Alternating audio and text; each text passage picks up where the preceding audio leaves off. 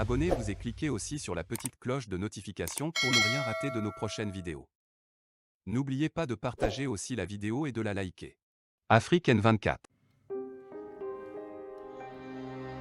Allô, bonjour, bonsoir tout un chacun sur la plateforme. Merci pour vos prières. Je pense que ma santé, ça va mieux. Mais vraiment, je suis vraiment traumatisé. Quand j'ai appris la mort de ces 13 femmes, qui sont les femmes qui ont quitté Vaughan, là, qui sont mortes dans l'accident au niveau du Wahala, qui allaient au marché. Les braves femmes, celles qui se battent chaque jour. Pour faire fleurir même l'économie du pays, qui nourrissent leurs maris et leurs enfants. Aujourd'hui, nous voilà avec les veufs et des orphelins sur la terre de nos aïeux. C'est un peu marrant et tout ceci est dû à la mauvaise gouvernance.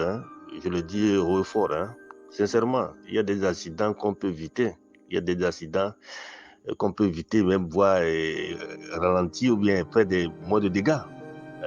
Sincèrement. Je me cherche. Je dis ça, c'est quoi encore ça? Et puis quand on parle de la mauvaise gouvernance, je veux bien m'expliquer. Quand je parle de la gouvernance, ce n'est pas le chef de l'État, le Premier ministre et ses ministres. Non, c'est tous ceux qui sont payés par l'argent du contribuable togolais. Tous ceux qui sont salariés là et qui sont payés par l'argent du contribuable togolais, les fonctionnaires togolais là.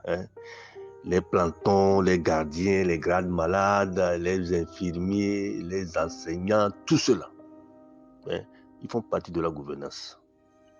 Ouais, ils ont une portion, les maires, tout ça là. Ils ont une portion de responsabilité. Quand vous le faites mal et que les journalistes dénoncent, il faut qu'on vous punisse. Mais on ne punit pas. On ne punit pas. Les forces de l'ordre et de sécurité, c'est ça. Ils sont sur les voies de ceux qui sont là pour regarder la circulation. Là. Ils sont là pour escroquer. Pour escroquer les citoyens. C'est tout, c'est l'argent. Et tout le monde regarde au vu au-dessus de tout le monde.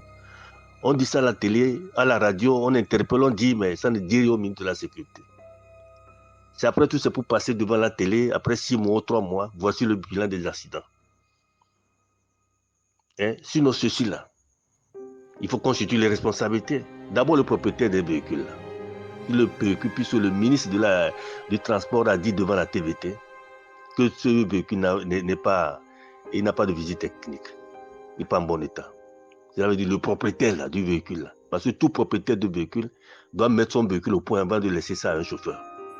Donc il faut aller chercher ce monsieur-là, ou bien cette dame-là, qui a ce véhicule, le propriétaire du véhicule. Ça, c'est le premier responsable qu'il faut prendre. Maintenant, quand on vient, le véhicule quitte Vaughan, il doit passer par où? L'itinéraire que le véhicule a passé là, il faut aller revoir les rescapés là.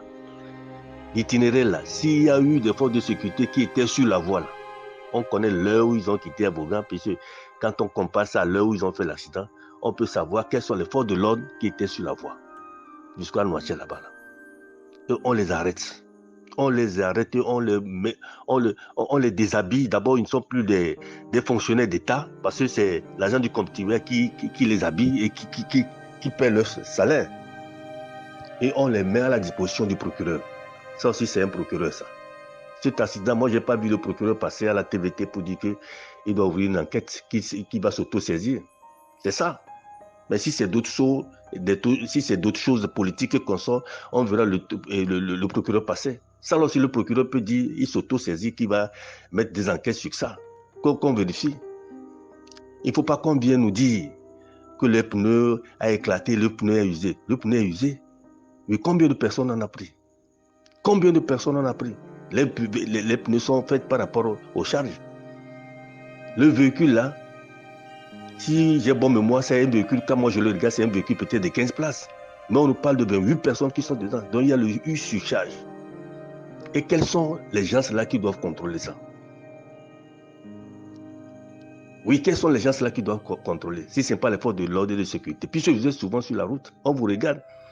Mais quand le véhicule passe, vous les arrêtez, on vient vers vous, on vous remet l'argent et puis le véhicule continue. Le véhicule continue au vu au-dessus de tout le monde. Ce n'est pas quelque chose qui est caché. Ce n'est pas quelque chose qui est caché.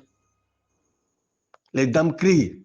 Sur la route de Anero, tu paies les policiers, tu paies. Et puis des fois, les chauffeurs aussi, c'est ce qu'ils disent. On fait surcharge parce qu'il y a des militaires, il y a les gendarmes, les policiers sur la voie, il faut les payer. Et c'est comme ça continue.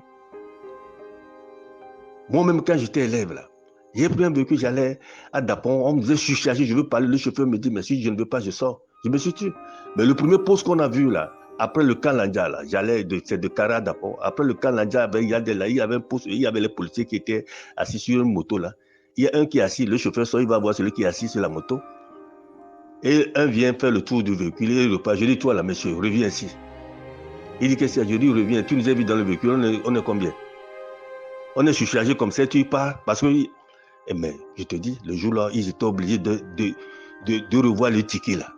Le numéro 1, le numéro 2, et le nombre là qui a suffi, on a sorti les autres. Et on a demandé au chauffeur de payer tout cela pour retourner. Ça aussi, c'est la vigilance des citoyens. Ne vous laissez pas diriger comme vous êtes des moutons. Hein? Ne vous laissez pas vous diriger comme ça. Ça, c'est le veille aussi. Ça, c'est le rôle des élites ou bien ceux qui ont mis pied à l'école. Nos mamans ne connaissent pas peut-être que c'est surcharge, c'est ceci, mais il faut les aider. Mais il y a des morts gratuits, quoi. Sincèrement, c'est les 13 là, et puis ces accidents-là, c'est pas bien. C'est pas bon. Il faut constituer les responsabilités. Je viens de dire, tous ces forces de sécurité-là, qui devaient être sur la route et n'ont pas été, mais s'ils sont là, s'ils ont passé comme ça, on les prend tous, on les met aux dispositions du procureur. C'est fini. Ça devait être quelque part où on devait faire démission de même le ministre de la Sécurité et du Transport. Parce que ces cas d'accident, c'est plein. C'est parce qu'on a aujourd'hui les androïdes que les gens filment et nous montrent. Et puis l'état de nos routes aussi. Des fois, quand il y a accident, on ne regarde pas l'état de la route, mais on situe seulement et que c'est le véhicule, ceci, mais même nos routes là. Les routes, nous savons que l'accident, c'est un truc qui est naturel, ça peut arriver. Et chez nous, à Moba, on appelle ça Stan. Et les gens appellent Satan, ou bien Stan, ça peut arriver. Ça peut arriver. Et puis ça dépend toujours de l'humain, c'est pourquoi on met les garde-fous. Mais ce n'est pas sérieux. On ne gouverne pas un pays comme ça. Sincèrement. Quand on parle de la mauvaise gouvernance, vous pensez que c'est faux. C'est ça. On est en train de subir. Personne ne peut parler. Aujourd'hui, on a des veufs et des orphelins. Qui va voir cela? Et même ceux qui sont blessés. Ceux qui sont blessés. Non. Citoyens togolais, réveillez-vous. Quand on vous demande de sortir là, pour aller manifester, pour dire non à la mauvaise gouvernance. Ça, c'est une mauvaise gouvernance, je vous dis. On nous gouverne mal. Les routes ne sont pas bien faites. Le contrôle n'est rien. C'est l'escroquerie, c'est la corruption partout et on ne punit pas. On ne punit pas. Le Togo est là, la corruption est légale. Des fois, de ceux qui sont sur la voie, mais quand tu donnes l'argent, tu passes. Ils sont à la frontière, quand tu donnes l'argent, tu passes. On ne punit pas. Les patrons sont dans les bureaux, ils prennent cet argent, ils viennent partager avec eux. Et la vie continue. Comment est-ce qu'on peut gérer un pays comme ça? Il n'y a pas de l'ordre, il n'y a pas de la discipline. C'est pourquoi je demande au peuple togolais, le 16 juillet, à Ebekondé, il faut sortir pour dire non à la vie chère, pour dire non à la mauvaise gouvernance, pour dire non à l'impunité. Il nous faut des droits de l'homme. Il faut respecter les droits de l'homme au Togo. Il faut respecter l'humain. Mais ils sont là pour servir le peuple. Mais ils se servent eux-mêmes. Pourquoi? Pourquoi? C'est un peu écœurant. Je présente mes condoléances au peuple togolais et beaucoup de courage à tous les citoyens togolais. Ne vous résignez pas. Nous allons nous battre. Nous allons nous battre pour libérer notre pays, pour que ça puisse briller. Nous allons nous battre pour avoir une bonne gouvernance. Nous allons nous battre vraiment pour avoir un état de droit. C'est notre devoir de le faire.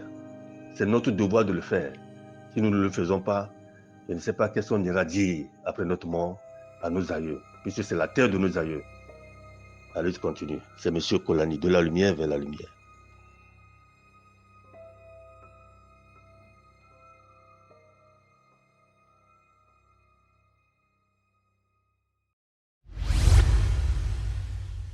Likez la vidéo si ce n'est pas déjà fait. Laissez aussi votre point de vue en commentaire.